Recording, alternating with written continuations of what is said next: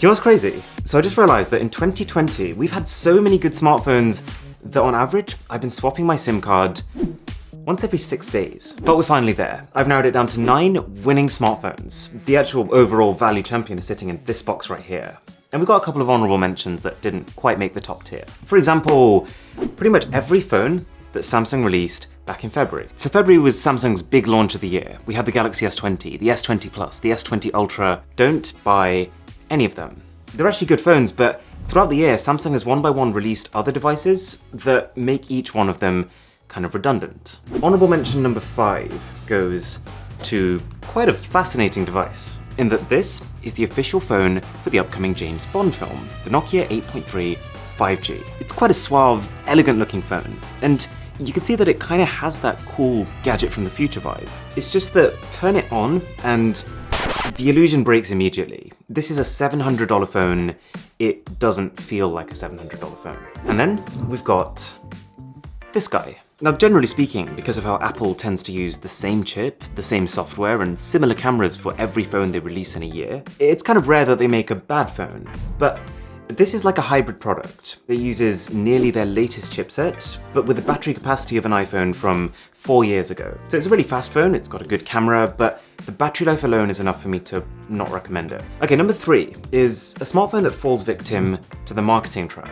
See, the thing with smartphones, right, is that often the best smartphones are not the most exciting smartphones. And so it's kind of tempting to build a device centered around a gimmick, one really cool feature that just makes you stand out. And that's exactly what Vivo did with the X50 Pro. They built a gimbal stabilization system within the camera for ultra-smooth video. And it does actually work. This is a good phone, but it's just one of those things that I think before you start thinking about integrating gimbals, you need to make sure that you've absolutely nailed the fundamentals of a smartphone. But as it stands, this kind of comes with mid-range specs. Then we've got Sony. And this is a tough one because Sony has come a long way. There was a time a couple of years ago when we were watching from a distance being like, what are you guys doing? They were just making the same looking phone again and again, but with an increasingly convoluted naming structure to go along with it. That's not the case anymore. Well, the naming still sucks, but the phones are good. The Xperia 1 Mark II is the most competitive phone that Sony has made in a long time, but it's still not quite there. It is a lovely phone to hold and to look at, thanks to this cinematic 4K display, but the battery life is questionable, and while it does have some really cool pro camera features, the fundamental camera experience still does feel years behind what Samsung and Apple can do. Like, it has the potential to take good photos if everything goes to plan, it's just that it has very little consistency. It's not a camera you can rely on. And finally, bit of a sad story. A phone that was released, praised, cherished, only then for it to be almost forgotten about a month later. We're talking about the OPPO Find X2 Pro. And it's really sad because I was saying just today, it's such a pretty phone, but it's just that about a month after it came out, OnePlus released pretty much the same phone, just cheaper. This was OPPO's big foray into 2020. Best screen, best camera, everything. All right, those were the good phones. These are the great ones. We've got 8 different categories, and each category has a winner and a runner-up if applicable. Oh, and if you're enjoying this video, by the way, a sub to the channel would be golden. So what is the best affordable phone? I spent almost a full day just going back and forth on which one of these two to make the winner. But in the end I decided it's both of them, the Google Pixel 4a and the OnePlus Nord. Now I describe the 4a as a really easy phone. Not just easy on the wallet, but easy to use, easy to understand, easy to take fantastic photos, easy to fit in your pocket. If you don't consider yourself a techie person and you just want a tidy phone that works, this is A+. Now, you are technically getting more stuff with the OnePlus. It's just that I think a lot of that stuff will only be noticed and appreciated by people who are a bit more tech savvy. Things like a smooth 90Hz display, a slightly faster chipset, and an ultra-wide camera. And those two phones pretty much run away with it. There are a couple of other pretty good options, like Samsung has some decent mid-range phones like the A71, but I would go OnePlus. It definitely feels like the Nord has had a lot more care put into it. Everything from the packaging, to the performance, to the glass construction. It's a tier above. And if you were looking to go down the affordable iPhone route, it's a bit trickier, because if you look at every iPhone Apple currently sells right now, all the way up until the iPhone 12, each extra $100 you spend kind of makes a huge difference. So there isn't one phone that jumps out as like, yes, that's the perfect sweet spot. But what I would say is that in 2020, the iPhone 11 is a good option. and also try not to spend anything less than that. Like, it's just tough for me to recommend the 2018 mid-range iPhone XR when the Android competition is just so good. Now, to be fair, in 2020, we're kind of lucky, because you can actually go cheaper than that and still actually get a phone that lasts. So let's say you were going ultra affordable. There's one phone I would recommend, the Poco X3. It is by far the best spec phone you can get for the money, so much so that it's almost concerning. 64 megapixel 4K camera, huge battery, somehow a liquid smooth 120Hz display. Like, no exaggeration, this has the spec sheet of a $400 phone. It's just that it does require a little bit of fiddling to get the most out of it. You want to disable the ads baked into the software, and potentially also swap out the launcher if you're not a fan of this aesthetic. Now, if that doesn't sound like fun to you, there's two other really good options. The Realme 6, which is arguably better value than the almost identical Realme 7 that came after. It's just another one of those phones where it's like, it's so much good stuff for the money that you kind of wonder where the profit's coming from. And then we've got a phone from OnePlus, actually. So this is the OnePlus Nord N100. And fun fact, this is actually almost completely just a more expensive rebadged version of the OPPO A53. Because you might know that both OnePlus and OPPO, they actually share a parent company. But that doesn't change the fact that this is a widely available and quite affordable phone that has just beautiful software. This is running full Oxygen OS, so it still feels like a OnePlus phone. Okay, we've got to talk about gaming phones, because for the last 3 years, gaming phones have been a bit of a side chick in the smartphone market. Like, everyone wants a smartphone, almost everyone plays games on their smartphone, but gaming phones have always been this superfluous, unnecessary gimmick. 2020 has completely changed my mind on that. The gaming phones we've had this year, they're not just the fastest, most well-spec'd devices geared for gaming, they're also just multimedia monsters. And generally the cameras have got good enough that it doesn't feel like you're compromising, like you're buying a specialized piece of gear. So, the title of Best Gaming Smartphone goes to a phone that I think really embodies this. It feels like a gaming phone when it needs to feel like a gaming phone. It is the ASUS ROG Phone 3. This is a phone that, even as someone who doesn't really play many phone games, I would happily use. It's got probably the best speakers on a phone ever. It's got a ludicrous 6,000 mAh battery and a 64 megapixel triple camera that is a solid B+. I should probably also mention the other ones though, because the gaming contest was probably the closest battle, just because I think the nature of building a phone for gaming kind of gives it all the prerequisites needed to just be a good general phone. So the first one is the Lenovo Legion Dual. This is actually the closest competitor to the ROG phone. It's just weird. Like, honestly, I love experimental design, but this is too much for me. And I just keep accidentally covering these cameras with my fingers, which are in the middle, presumably so that you can grip the phone like a controller. But inside, spec for spec, this completely trades blows with the ROG phone. The main difference for me is just that this has a smaller 5,000 mAh battery, but faster 90-watt charging. So just because I'm someone who sides with battery capacity over charging speed, I went with the ROG, but you might actually find that this does the job just as well. Now there's also the Black Shark 3 Pro, which is a really fun phone, because, I mean, A, it's enormous, and B, has actual physical shoulder buttons that just disappear when you're not gaming. I am a bit of a lost cause when it comes to mobile games, but this is one of the few things that has actually helped me. And finally there's the Red Magic 5G.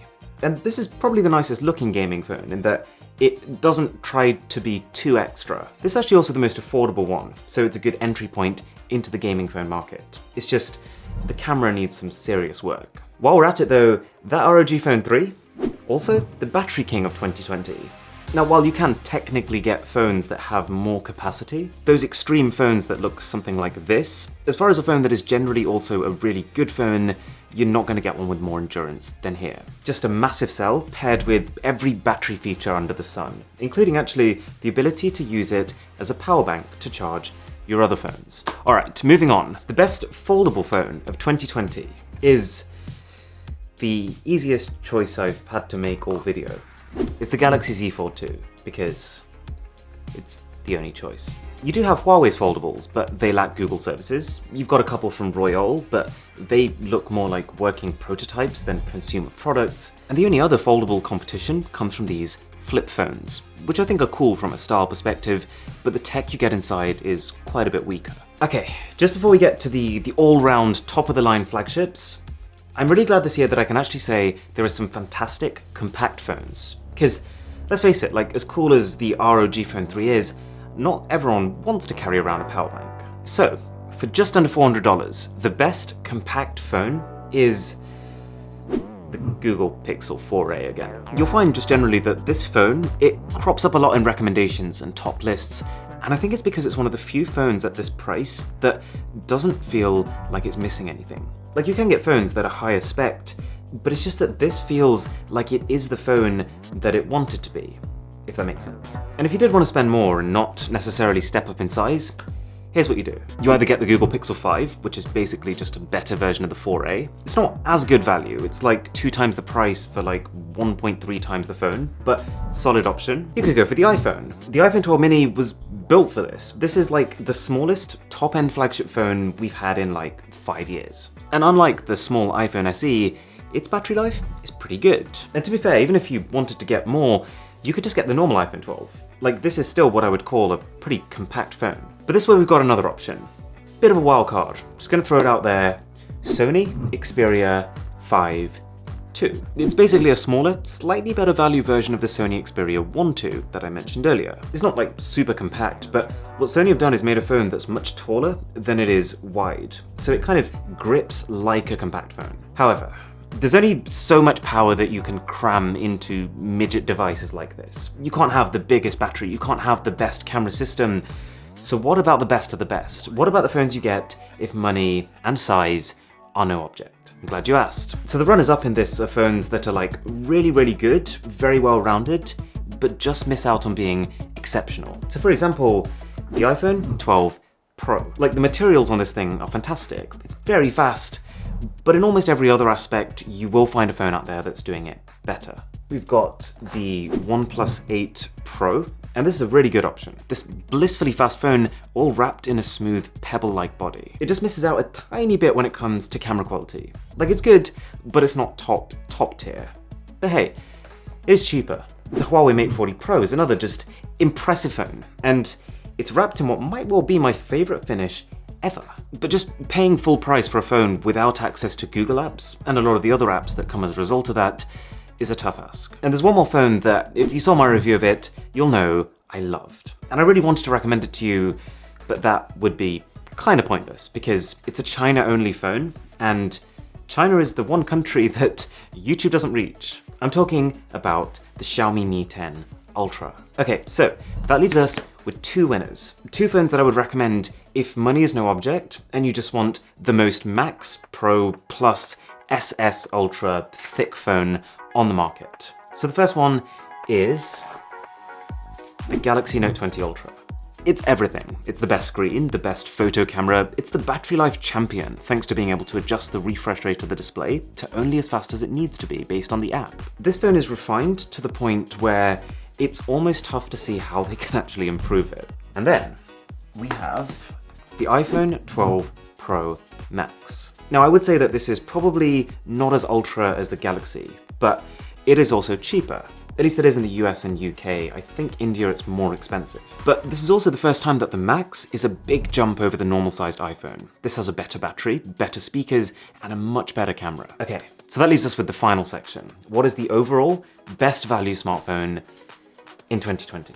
It's not the ultra expensive ones, and I would also argue it's not the super cheap ones either. Like if you're planning on buying a phone now to use every day for the next 2, 3, maybe 4 years, then there are a couple of devices that have stuck out to me as being a sweet spot. 5 to be exact. Phones that have a lot of the key features of the ultra flagships, they have the battery to last well into the future, and they've all managed to quite carefully cut out the features that are less important to bring what I would argue is a sweet spot price. So the first phone I considered was the Xiaomi Mi 10. Any way you look at it, it's a steal. It feels like a $1,000 phone. It was released as an $800 phone, and now it's available as closer to a $600 phone. The 108 megapixel camera here is a real highlight. It's phenomenal. It's just a shame that the other 3 cameras don't quite match up. The second phone is kind of a weird one.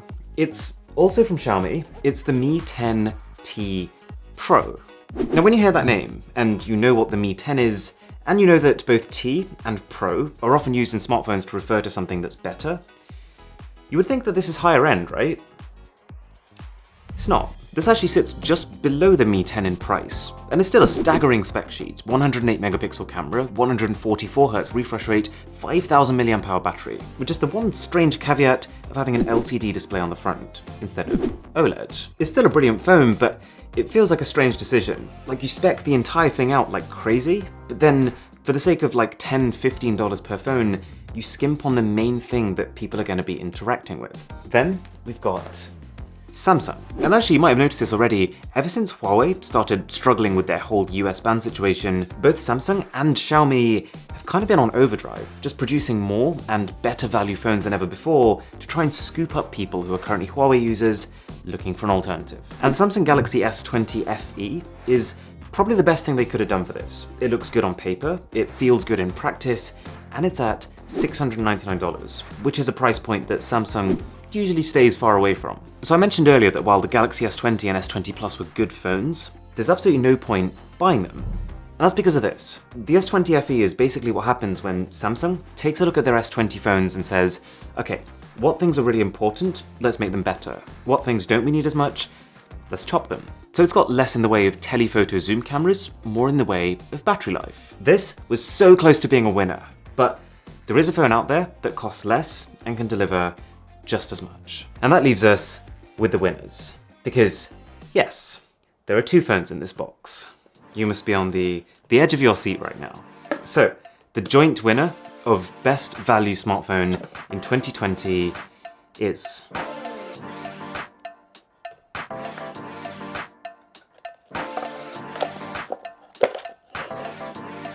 the OnePlus 8T. So earlier this year, OnePlus released the OnePlus 8 Pro, their top-end flagship, but also the much better value OnePlus 8. But this new OnePlus 8T kind of did the unthinkable. They made it nearly as good as their Pro phone, and somehow cheaper than their value-oriented OnePlus 8. This is just such an easy phone to recommend. The hardware and the software are spot on. You might have seen this coming. OnePlus has kind of been at the top of the value charts for a while now, but you might not have seen the other winner coming. So, the other joint best value smartphone of 2020 is the ASUS Zenfone 7 Pro. So you're looking at a phone with a 64 megapixel triple camera setup, which is kind of standard, but as well as being able to use it like this, with one switch, you can use it like this. So straight away, it's a bit like having not one set of triple cameras, but two sets, meaning that these are the best selfies you can take on a smartphone. The reason that this is special is that it doesn't feel like ASUS has just created a one-trick pony for the sake of marketing. This is A, genuinely really useful feature that is implemented well. B, it's just generally a phone that is spec'd like a beast. The best chipset, a quality uninterrupted display, and a huge 5000 mAh battery. And C, it's got a simple, elegant software solution. And the best part of this is that it's not $1,400 or even $1,000, it's just over $800. Alright, so there's a few phones that I didn't manage to test. A couple from LG, the Galaxy Z Flip 5G, a couple of phones from Motorola, and the Microsoft Surface Duo. But apart from that, this is hopefully the most comprehensive buying guide on the internet. This has been a long time in the works, probably the biggest project I've made this year. So thanks a lot for watching. A sub to the channel would be unbelievable if you could. My name is Aaron, this is Mr. Who's the Boss, and I'll catch you in the next one.